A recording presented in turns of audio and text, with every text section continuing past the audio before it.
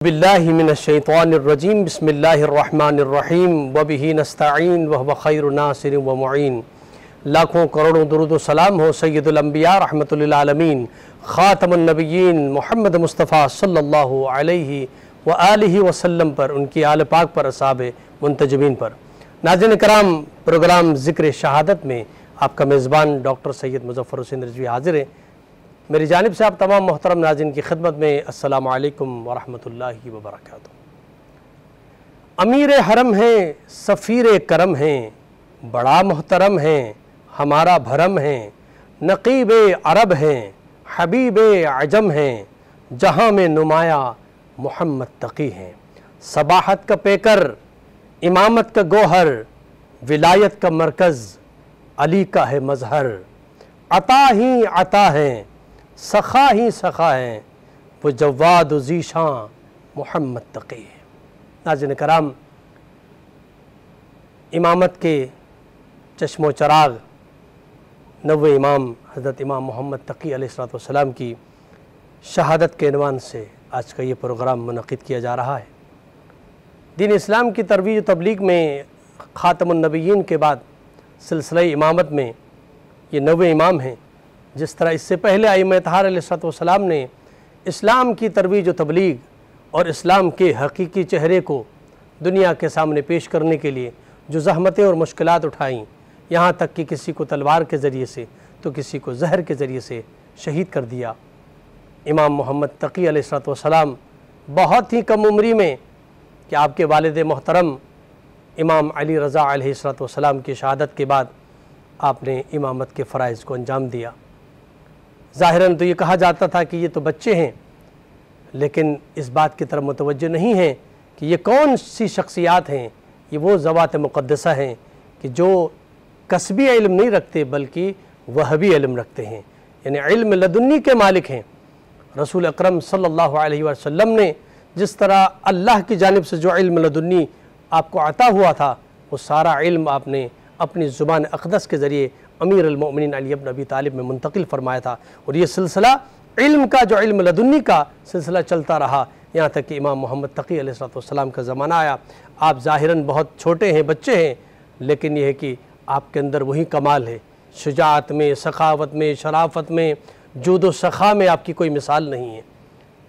आज आपकी ज़िंदगी पर गुफ्तगू के लिए सच टीवी की जानिब से ये प्रोग्राम का इनक़ाद और मुमताज़ उलमाए कराम को यहाँ मदऊ किया है, जो इमाम अलैहिस्सलातु वस्सलाम की सीरत तय्यबा पर तज़किरा फरमाएंगे।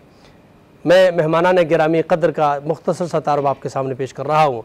हमारे साथ तशरीफ़ फरमा है मुमताज़ मजहबी स्कॉलर हैं, रिसर्च स्कॉलर हैं और इत्तेहाद बैनुल मुस्लिमीन के दाई हैं। मेरी मुराद जनाब मुफ्ती मोहम्मद ज़ाहिद अस्लम रिज़वी साहब। अस्सलामु अलैकुम व रहमतुल्लाहि व बरकातहू। वालेकुम अस्सलाम व रहमतुल्लाह। खुशामदीद कहूँगा। जज़ाकल्लाह डॉक्टर। हमारे साथ दूसरे मेहमान हैं मुमताज़ आलिम दीन ख़तीब अहल बैत हज़रत अल्लामा सैयद अली अदनान ज़ैदी साहब। अस्सलामु अलैकुम। वालेकुम अस्सलाम व रहमतुल्लाह। खुशामदीद कहूँगा प्रोग्राम में। और हमारे साथ तीसरे मेहमान हैं मुमताज़ नौह खां मनक़बत खां जनाब मुबारक हुसैन साहब। अस्सलामु अलैकुम। वालेकुम अस्सलाम। खुशामदीद कहूँगा प्रोग्राम। बहुत शुक्रिया। सिलसिले गुफ्तगू का आगाज़ करना चाहूँगा। और इमाम अलैहिस्सलातु वस्सलाम, यकीनन जिस तरह मैंने अभी ज़िक्र किया कि बचपने में आपने ताज इमामत सर पे सजाया और आपने इमामत के फ़राइज़ को अंजाम दिया। दुनिया ये समझती है कि ये बच्चा है, लेकिन चूँकि इमाम हैं ये ज़माने के और उस घराने के फ़र्जंद व चश्म चराग हैं कि जहाँ इल्म लदुन्नी चलता हुआ आ रहा है, तो क्या इमाम अलैहिस्सलातु वस्सलाम के हवाले से नाज़रीन की खिदमत में कुछ फ़ज़ाइल बयान फरमाएँ। अऊज़ु बिल्लाहि मिनश्शैतानिर्रजीम बिस्मिल्लाहिर्रहमानिर्रहीम। आज जिस अज़ीम हस्ती को मौज़ू सुख़न बनाया है वो हर कलमा गो के इमाम हैं इंशाअल्लाह। और जिस किसी ने भी प्यारे हबीब अलैहिस्सलातु वस्सलाम का कलमा पढ़ा है, उन सब के आप इमाम हैं इंशाअल्लाह। और ये 12 इमाम हम सब की जान हैं। क्या बात। और इनके बग़ैर गुजारा नहीं है। क्योंकि मैं अपनी बात का आगाज़ इसी मोहब्बत से करना चाहूँगा। मेरे आका इमामुल अंबिया नबी पाक अलैहिस्सलातु वस्सलाम के एक हदीस पाक है, हुज़ूर अलैहिस्सलातु वस्सलाम ने फरमाया कि अहिब्बुल्लाह, अल्लाह से मोहब्बत करो उसकी नेमतों की वजह से, मुझसे मोहब्बत करो अल्लाह की वजह से, और मेरी अहल बैत अतार से मोहब्बत करो मेरी वजह से। ये हदीस पाक सिहासिता की सही किताबों में मौजूद है। तिरमिज़ी शरीफ जल्द नंबर 5 सफ़ा नंबर 664, हदीस नंबर है 3779। और इसी तरह मुस्तदरक हाकिम जल्द नंबर 3 सफ़ा नंबर 162, हदीस नंबर है 4716। और इसके अलावा सुनन बहकी जल्द नंबर 1 सफ़ा नंबर 366 है, हदीस नंबर है 408। मेरे आका ने बयान फरमाया कि जो कोई अल्लाह से मोहब्बत का दावेदार हो उसके लिए ज़रूरी है कि मुझसे मोहब्बत करे, और जो कोई मुझसे मोहब्बत का दावेदार हो उसके लिए ज़रूरी है कि मेरी अहले बैत अतार से मोहब्बत करे। आज जिस माशरे में हम रहते हैं, हर बंदा अपनी एक लगन में लगा हुआ है, अपनी एक जुस्तजू में लगा हुआ है, और हर बंदा ये समझते हैं कि मैं बेहतर से बेहतर हूँ। लेकिन मैं आपको यहाँ पर एक मोहब्बत वाली बात कहना चाहूँगा कि बेहतर कौन है। मेरे आका ने फरमाया कि खैरुकुम लिअहली मिन बादी, बहवाला मुस्तदरक हाकिम जल्द नंबर 3 सफ़ा नंबर 352, हदीस नंबर है 5359। और इसी तरह मुस्नद अबू याला जल्द नंबर 10 सफ़ा नंबर 330 है, और हदीस नंबर है 5924। और मुस्नद फिरदौस जल्द नंबर 2 सफ़ा नंबर 170, हदीस नंबर है 2851। और तारीख़ बगदाद जल्द नंबर 7 सफ़ा नंबर 276 है, हदीस नंबर है 3716। और इसके अलावा फैज़ुल कदीर जल्द 3 सफ़ा नंबर 447 और मजमा-उज़ ज़वाइद जल्द नंबर 9 सफ़ा नंबर 174 की हदीस पाक है। और मैं ये हदीस पाक इसलिए पढ़ना चाह रहा हूँ कि आज दुनिया के अंदर लोगों के अंदर इख्तिलाफ़ात पाए जाते हैं नज़रिए में, लेकिन मैं ये कहूँगा कि मेरे आका की जो औलाद है, मेरे आका के जो आल है, जिन्हें हम बारह इमाम कहते हैं, जो सादात हैं, ये हमारे सरदार हैं। इनके बारे में अगर कोई नज़रिया गलत रखे, इनके बारे में कोई अगर गुस्साखी दिल में रखता है, तो यकीन कीजिए उसका मुसलमान मोमिन होना तो दूर की बात है, वो खुद खाली मुसलमान ही नहीं हो सकता। और इसलिए तो हुजूर अलैहिस्सलातु वस्सलाम ने बयान फरमा दिया ना कि तुम में बेहतर से बेहतर वही शख्स होगा जिनका मुझसे ज़्यादा करीबी रिश्ता होगा, और मुझसे ज़्यादा करीब वही बंदा होगा जो मेरी औलाद के करीब होगा, मेरे सादात के करीब होगा। तो मैंने शुरू में ये बात कर दी है कि उन्हीं सादात में से इमाम तकी अलैहिस्सलाम 10 रजब 195 हिजरी को आप इस कायनात में तशरीफ़ लाते हैं, और आपके हवाले से बड़े बड़े उलमा इकराम ने अपनी किताबों में लिख दिया कि वाक़ियतन इनके आड़े वो उम्र का तगाज़ा नहीं आया। इब्ने जोज़ी जैसे शख्स कलम उठा के लिखता है, कहता है कि ये बच्चा अपने इल्म में, दानिश में, फसाहत में, बलागत में, हौसले में, बुर्दबारी में अपने वालिद गिरामी के नक्श कदम पर चल रहा है। माशाअल्लाह, सुभान अल्लाह, सुभान अल्लाह। क़िबला इमाम अलैहिस्सलाम अइम्मा अलैहिस्सलाम में सबसे कम उम्र पाई है। 25 साल की उम्र में इस दुनिया से रुखसत हुए, आपकी शहादत होती है। 25 साल ज़ाहिरन आज की दुनिया में देखा जाए तो एक नौजवान होता है, लेकिन वो ज़माने के इमाम हैं। उस कम उम्री में किस तरह इस्लाम का जो है बोलबाला और इस्लाम के दिफा के लिए आपने खिदमत अंजाम दी। औज़ु बिल्लाहि मिनश्शैतानिर्रजीम, बिस्मिल्लाहिर्रहमानिर्रहीम, इन्नल्लाह व मलाइकतहु युसल्लूना अलन नबी या अय्युहल्लज़ीना आमनू सल्लु अलैहि व सल्लिमू तस्लीमा, अल्लाहुम्मा सल्लि अला मुहम्मदिन व आलि मुहम्मद व अज्जिल फ़रजहुम। खुदा का शुक्र है कि उसने इतने बेहतरीन और बाबरकत ज़िक्र को करने और सुनने के लिए हमें मुंतखब किया। और आज जिस इमाम के शहादत के हवाले से ये प्रोग्राम मुनक्किद किया गया है, उनकी शान में एक समंदर है जो कि बयान करना नामुमकिन है। लेकिन अगर मैं फ़कत मौला की नाम की फ़जीलत ही आपके सामने बयान करूं, तो उससे जो आप मौला के बचपन की बात कर रहे हैं, जो आपके पहला सवाल था, उसमें भी मौला के करामात नमूदात हो जाएंगे। और इसके साथ साथ जिस तरह आपने ख़ुद इरशाद फरमाया कि महज मौला की ज़ाहिरी उम्र 25 बरस की है, लेकिन मौला की उस ज़ाहिरी 25 बरस की उम्र में भी मौला ने दीन की तबलीग इस अंदाज से की कि कोई ऐसी तबलीग नहीं थी कि जो मौला ने पीछे छोड़ दी हो। यानी कि मौला ने अपनी हयात में तमाम तबलीग को अंजाम दिया, और क्यों अंजाम ना दें, इसलिए भी मौला ने अंजाम दिया कि आपका जो लक़ब है, जहाँ पर आपका लक़ब मुर्तज़ा भी है, जहाँ पर आपके दूसरे लक़बात भी हैं, वहाँ पर आपका एक लक़ब तक़ी भी है और जव्वाद भी है। और मैं इस पर रोशनी डालना चाहता हूँ ताकि आपके सवाल का जवाब भी इसमें मुकम्मल हो सके।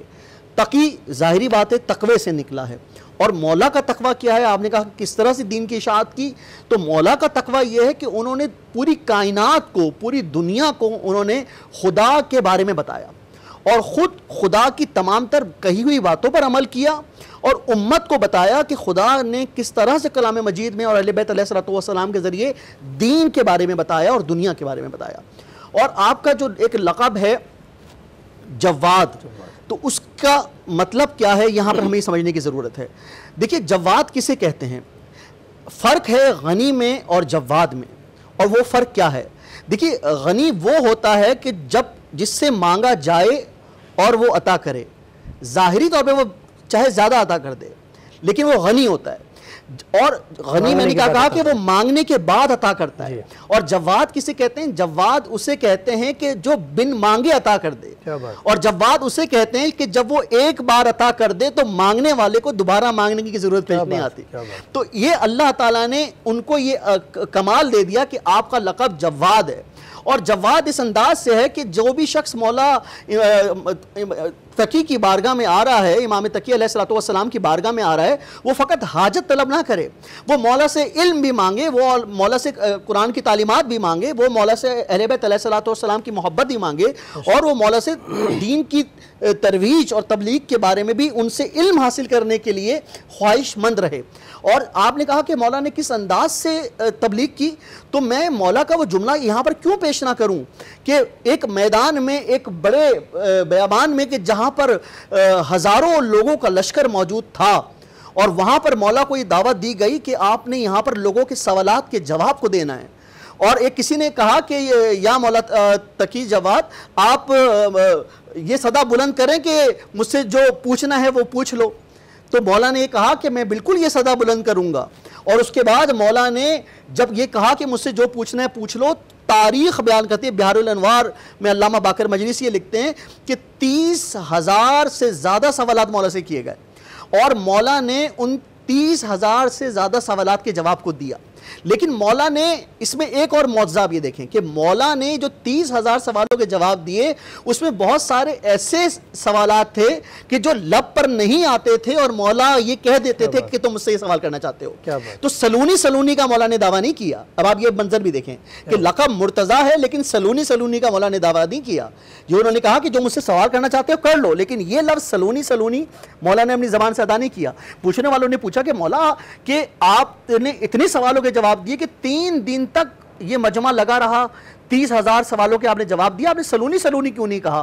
कहा ये सलूनी का दावा फ़कत उसके लिए है जिसका नाम अली मुर्तज़ा है, और हम उनकी औलाद में से हम ये दावा नहीं करते। हम फ़कत उनकी तालीमात पर अमल करते हुए उम्मत को वो सिरात मुस्तकीम दिखाते हैं कि जिसका ऐलान अल्लाह ताला ने किया कि हमें या अल्लाह एहदिना सिरातल मुस्तकीम, कि हमें सिरात मुस्तकीम पर कायम रख। सुभान अल्लाह। यकीनन इमाम अलैहिस्सलाम जिस घराने से जिनका ताल्लुक़ है जी, और उसमें ऐसी ही ज़ात मुक़द्दसा, इसी तरह इल्म के जो है वो दरिया बहाना है। नाज़रीन कराम, एक मुख्तसर सा ब्रेक लेते हैं। ब्रेक के बाद आपकी खिदमत में हाज़िर होते हैं, हमारे साथ रहिएगा।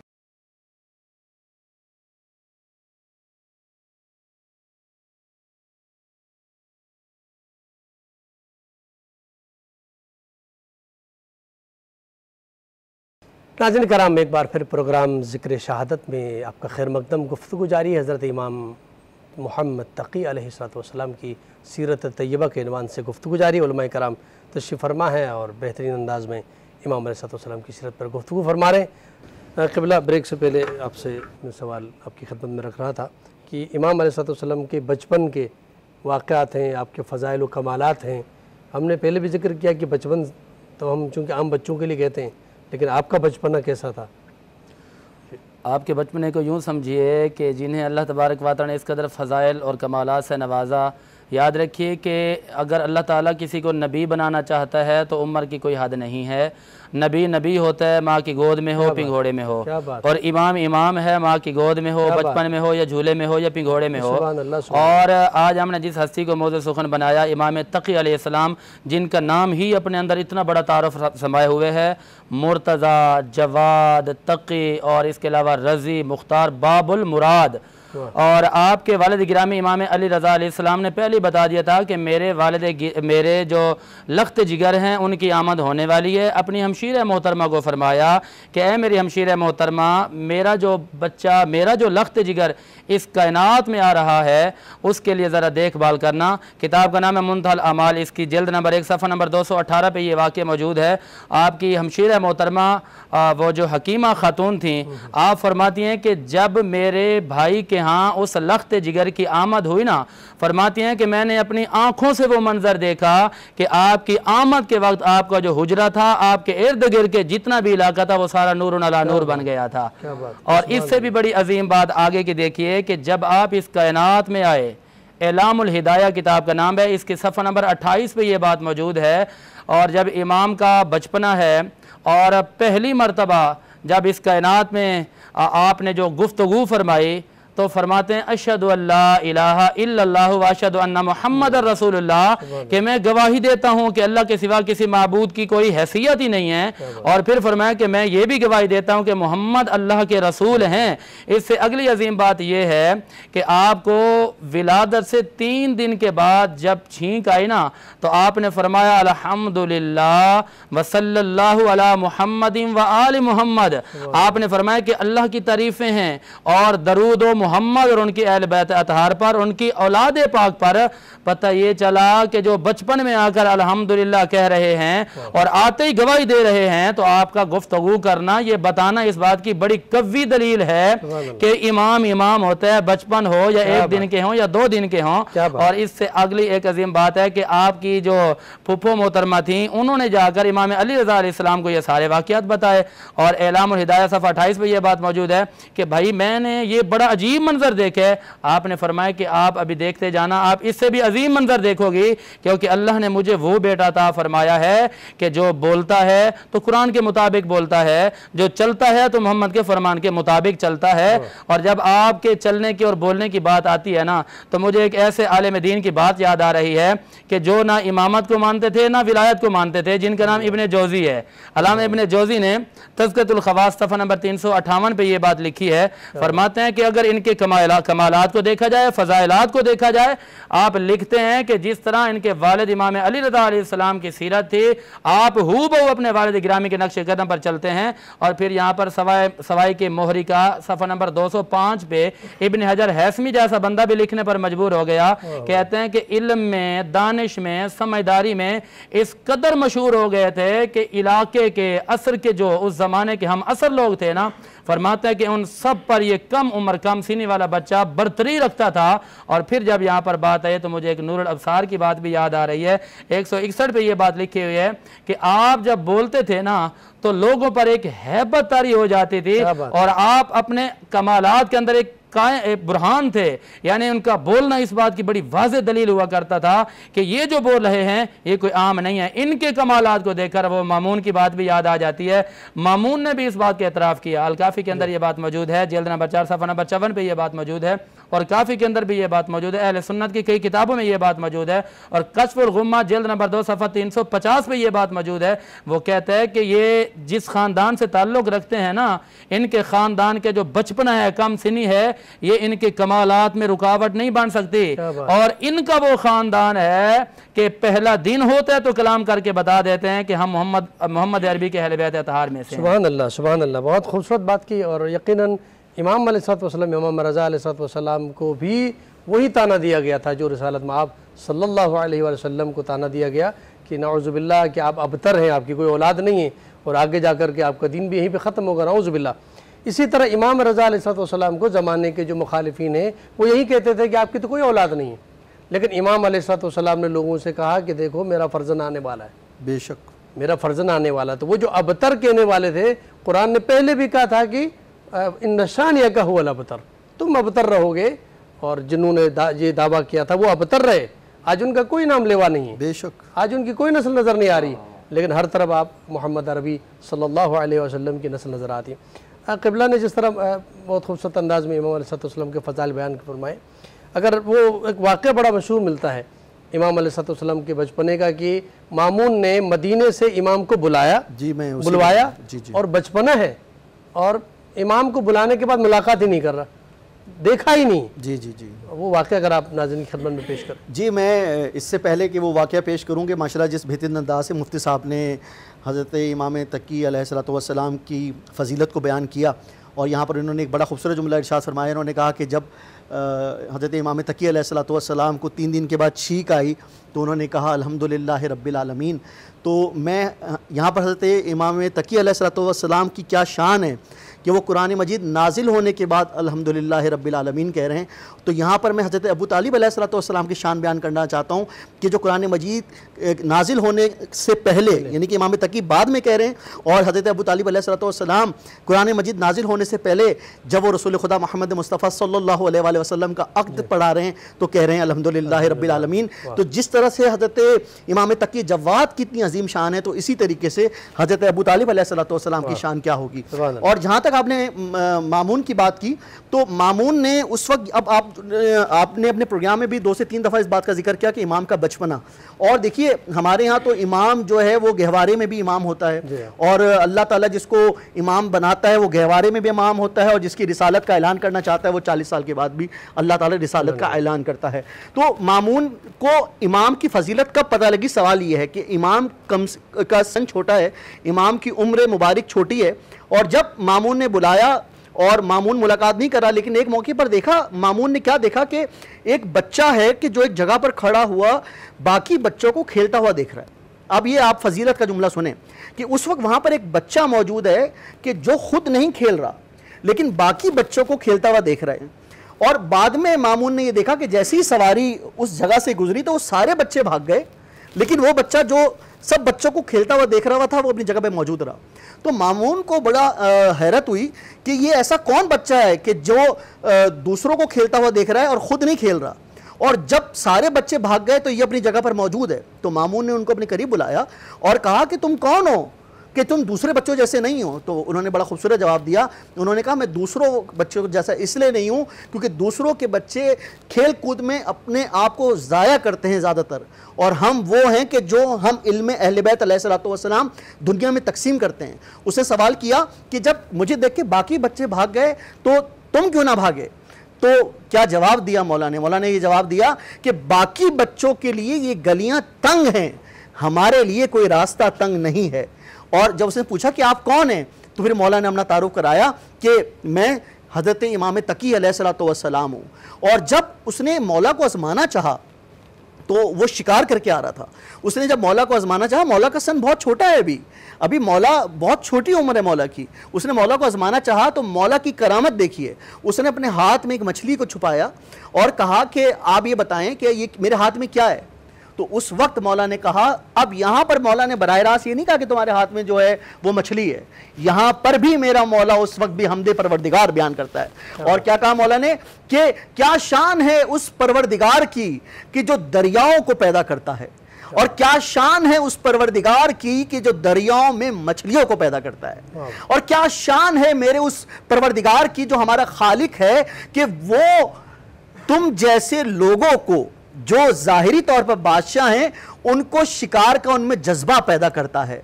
और जब तुम मछली का शिकार करते हो, तो ये मौला का जुमला सुने कि जब तुम मछली का शिकार करते हो तो हम अहले बैत को आजमाने के लिए मुट्ठी बंद करके पूछते हो कि हमारे हाथ में क्या है, और हम अहले बैत जानते हैं कि तुम्हारे हाथ में मछली है। तो मौला ने जब ये उन्होंने मौजज़ा सुना एक मरतबा, जब उस मामून ने ये देखा कि ये इनको तो वो इल्म भी है कि जो उनके सामने आया नहीं है, जिसको मैंने मख्फी रखा और इन्होंने बता दिया कि तुम्हारे हाथ में मछली है। तो एक मर्तबा उसने ये कहा मामून ने कि इससे पहले मैंने आपके फ़ज़ाइल सुने थे लेकिन इकरार नहीं करता था। आप जो कह रहे हैं मुलाकात की बात कि मैंने इससे पहले तुम्हारे फ़ज़ाइल सुने थे, आपके फ़ज़ाइल सुने थे, लेकिन मैं इकरार नहीं करता था। लेकिन अब मैं जब चशमदीद आपके इस करामत का मैंने मुज़ाहरा किया तो मैं इकरार करता हूँ कि अल्लाह ताला ने आपको फजीलत दी है क्योंकि आपका नाम मोहम्मद है और आप आले मोहम्मद में से हैं। सुभान अल्लाह, सुभान अल्लाह। यकीनन इसमें तो कोई शक नहीं है कि वही नज़र आ गया बेशक कि लोग बचपना समझते थे काज़ीउल क़ुज़्ज़ा, बगदाद का काज़ीउल क़ुज़्ज़ा और बाकी उलमाए कराम उस ज़माने के थे। उन्होंने सवाल भी किया इमाम अलैहिस्सलाम का अक़्द जो है वो मामून की बेटी से जब उसने करवाया तो लोगों ने कहा कि आपको क्या हो गया, आप बादशाह हैं और आपने एक बच्चे से शादी करवाई, उसके अंदर क्या कमाल है। तो फिर मामून ने इमाम अलैहिस्सलाम को मसनद पे बिठाया और तमाम उलमा को, ज़माने के उलमाए कराम को बुलाया और काज़ीउल क़ुज़्ज़ा भी वहाँ मौजूद थे और कहा कि तुम इसको बच्चा कहते हो और मुझ पर ये बात कर रहे हो कि मैंने एक बच्चे से अपनी बेटी की शादी की है।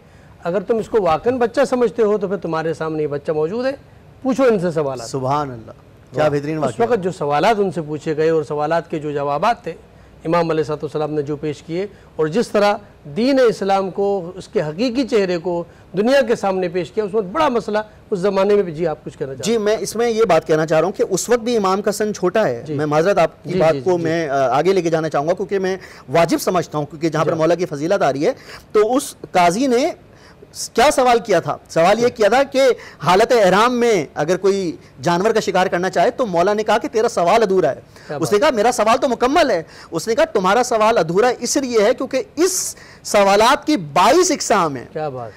और मैं अगर उन 22 इकसाम को तो बयान नहीं कर सकता, तो मौला ने इस बेहतरीन अंदाज से ये कहा कि इस सवाल की 22 इकसाम है। और जब मौला ने तमाम इकसामात बयान की, तो वो भी कहने लगा कि बेशक ये आले मोहम्मद हैं और इल्म के अरूज पर हैं। सुभान अल्लाह, सुभान अल्लाह। यकीनन यह अइम्मा अता अलैहिस्सलाम ही की फजीलत है। नाज़रीन कराम, यहाँ पर एक मुख्तसर सा ब्रेक का वक्त हुआ चाहता है।